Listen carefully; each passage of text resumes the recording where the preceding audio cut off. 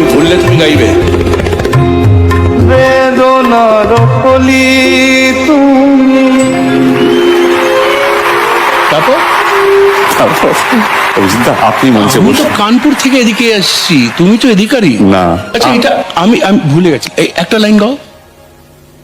নয়ন সরসী কেন ভরেছে জলে, কত কি রয়েছে লেখা কাজলে